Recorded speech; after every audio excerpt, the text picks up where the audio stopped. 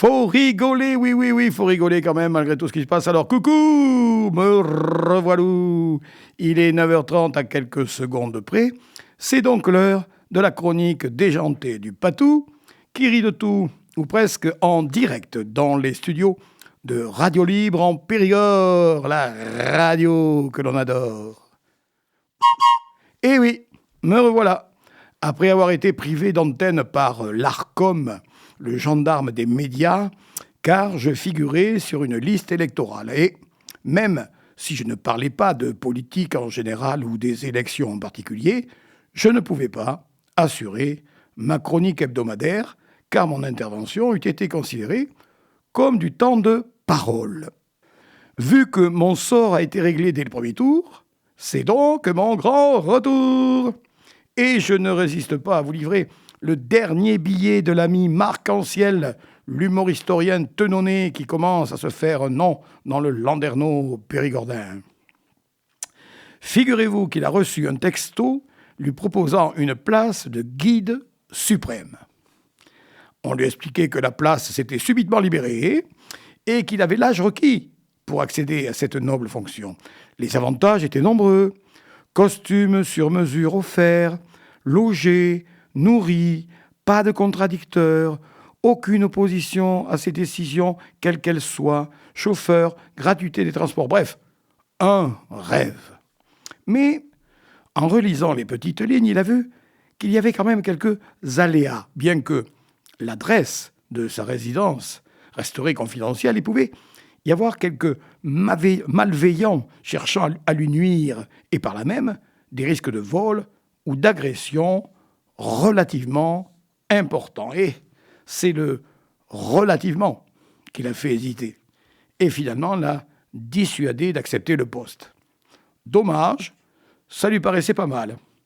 L'autre souci, il fallait se laisser pousser la barbe, histoire de faire sérieux, et là, il ne se voyait pas avec une barbe, n'ayant jamais eu l'intention de faire sérieux. Bon, tant pis. Il a dit qu'il était bien à la retraite.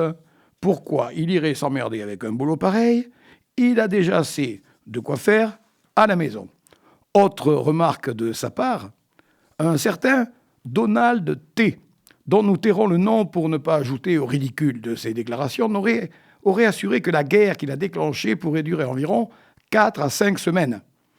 Quand on sait que le même avait promis de régler le conflit russo-ukrainien en 48 heures chrono, il y a maintenant plus d'1 an, on est en droit de douter de la fiabilité des prévisions faites sur le nouveau sujet conflictuel. Pour en terminer, parlons des vacanciers qui se lamentent de se retrouver coincés dans ces zones à risque. On pourrait leur conseiller la France comme prochain périple touristique. Il y a de beaux coins au choix des 4 de l'Hexagone, même si c'est le bazar politique. Côté paysage et gastronomie, ça reste quand même une sacrée référence. Merci Marc, et à bientôt. Et v'là les actus. Rubrique élection. Revenons d'abord à la semaine dernière avec quelques bizarreries. À 3, il a fallu se lever à l'aube pour faire le bon choix, car il y avait 8 listes en présence, soit 5 de trop. Alors qu'à 7, il y avait 7 listes. Le compte était bon. Dans la belle commune de Messin, en Meurthe-et-Moselle, le slogan de la seule liste en présence était « Messin avant tout ». Oh, j'irais bien faire un tour pour voir, d'autant que leur programme prévoit un jumelage avec Montéton dans le Lot-et-Garonne.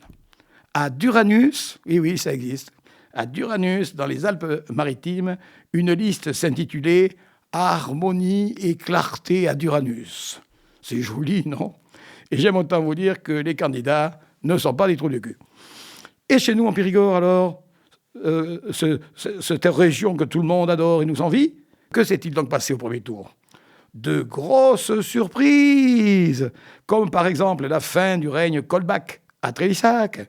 Exit également les maires de Bassillac, Chancelade, Saint-Astier, sans oublier Dominique Bousquet qui a complètement raté son retour à Thonon. Et puis aussi un ballottage très serré en perspective pour le second tour à Bergerac, Périgueux, Ribérac et Sarlat notamment. On en parlera la semaine prochaine. Allez, on termine cette série Actu avec un scoop incroyable comme seul Radio Libre en Périgord est capable de vous en offrir. Figurez-vous que l'on vient d'apprendre que notre fameux SMD3 a décroché un marché juteux, celui de traiter les déchets qui s'accumulent au Moyen-Orient. Même que la filiale devrait s'appeler SMD3 d'Ormuz. Serait-ce une porte ouverte pour l'obtention d'autres marchés comme à Gibraltar ou à Bering ? Affaire à suivre, bien sûr. Et voilà la pause musicale. Le 2 mars dernier, Alain Bernard, amuseur public, ancien journaliste et animateur sur RLP disparu en 2020, aurait eu 78 ans. On ne l'oublie pas et, pour cet hommage particulier, je vous propose sa chanson préférée. C'était au temps de la préhistoire, il y a 200 ou 300 000 ans, vint au monde un être bizarre, proche parent de l'orang-outan. Debout sur ses pattes de derrière, vêtu d'un slip en peau de bison, il allait conquérir la terre, c'était l'homme de Cro-Magnon. L'homme de Cro, l'homme de Man, l'homme de Gnon, l'homme de Cro-Magnon. L'homme de Cro-de-Magnon, ce n'est pas du bidon, l'homme de Cro-Magnon. L'homme de Cro-de-Magnon, ce n'est pas du bidon, l'homme de Cro-Magnon. Armé de sa hache de pierre, de son couteau de pierre itou, il chassait l'ours et la panthère, en serrant les fesses malgré tout. Devant le diplodocus en rage, il se faisait tout de même un peu petit, en disant dans son langage, vivement qu'on invente le fusil. L'homme de Cro, l'homme de Man, l'homme d'Oignon, l'homme de Cro-Magnon. L'homme de Cro-de-Magnon, ce n'est pas du bidon, l'homme de Cro-Magnon. L'homme de Cro-de-Magnon, ce n'est pas du bidon, l'homme de Cro-Magnon. Il était poète à ses heures, disant à sa femme en émoi, tu es belle comme un dinosaure, tu ressembles à Lolo Brigida. Si tu veux voir des cartes postales, viens dans ma caverne tout là-haut, je te ferai voir mes peintures rurales, on dirait du vrai Picasso. L'homme de Cro, l'homme de Man, l'homme d'Oignon, l'homme de Cro-Magnon. L'homme de Cro-de-Magnon, ce n'est pas du bidon, l'homme de Cro-Magnon. L'homme de Cro-de-Magnon, ce n'est pas du bidon, l'homme de Cro-Magnon. 200 000 ans après sur terre, comme nos ancêtres nous admirons les bois, les champs et les rivières. Mais s'ils revenaient, quelle déception, nous voir suer 6 jours sur 7, ils diraient sans faire de détails, faut-il que nos héritiers soient bêtes pour avoir inventé le travail. L'homme de Cro, l'homme de Man, l'homme d'Oignon, l'homme de Cro-Magnon. L'homme de Cro-de-Magnon, ce n'est pas du bidon, l'homme de Cro-Magnon. L'homme de Cro-de-Magnon, ce n'est pas du bidon, l'homme de Cro-Magnon. Et oui, c'était sa chanson préférée à Alain Bernard avec Strangers in the Night. Allez, sans autre transition, voici le moment du contre-P. On commence par les contrepéteries géographiques du 28 janvier, date de ma dernière chronique avant cette interruption intempestive, indépendante de ma volonté. Les Bretonnes aiment bien la tonte des brebis. Il faut inverser le ton de tonte avec le bi de brebis. J'ai encore beaucoup de crainte sur l'Anjou. Il faut inverser le 1 de crainte avec le ou de Anjou. Regardez cet empoté, immatriculé dans le Bas-Rhin. Il faut inverser le poté de empoté avec le culé d'immatriculé. Les pipelettes de Pau sont mordantes. Il s'agit là d'une contrepéterie glissée, c'est-à-dire qu'il faut déplacer le let de pipelette derrière Pau. Une double pour terminer la série, c'est l'histoire de 2 frères mutants, dont j'ai parlé un petit peu plus haut. L'un habite 3, l'autre habite 7. Il faut inverser bit et 3 ou inverser bit et 7. Aujourd'hui, puisque nous fêtons les femmes ce mois-ci, je vous en livre quelques-unes bienveillantes, évidemment. Cette étudiante aime les mots grecs. Elle n'aurait jamais pensé s'endetter. Elle n'aurait jamais pensée s'endettait. Madame, un mou de veau et je reste. Madame, un mou de veau et je reste. Les femmes adorent le pommard bien chambré. Les femmes adorent le pommard bien chambré. Et la toute première contrepèterie que l'on doit rabeler, sa femme était folle de la messe, sa femme était folle de la messe. Les indices, la semaine prochaine, bien sûr. Et c'est la minute blague, la minute de l'humour, avec 2 nouveaux extraits de mon bouquin Périgord, terre d'humour, publié le mois dernier et disponible un peu partout.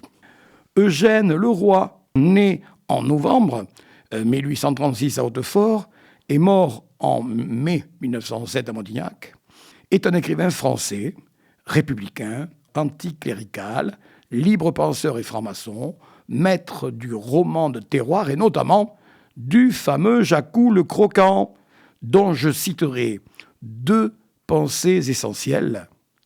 Les gens, principalement ceux qui sont fortunés, aiment mieux n'avoir qu'un enfant et le faire riche. Les Juifs se ruinent en Pâques, les morts en noces, les chrétiens en procès. Léon Blois, né en juillet 1846 à Périgueux, décédé en novembre 1917, est un célèbre romancier et essayiste doté d'un humour caustique si on en croit certaines de ses citations. Tous les héros de romans feuilletons sont habitués à voir la mort en face. Faut-il croire qu'aucun ne l'a jamais vu de profil ? Un aveugle me disait un jour que son chien lui coûtait les yeux de la tête. J'ai fait mes plus beaux voyages sur des routes mal éclairées. Le monde moderne, c'est une Atlantide submergée dans un dépotoir.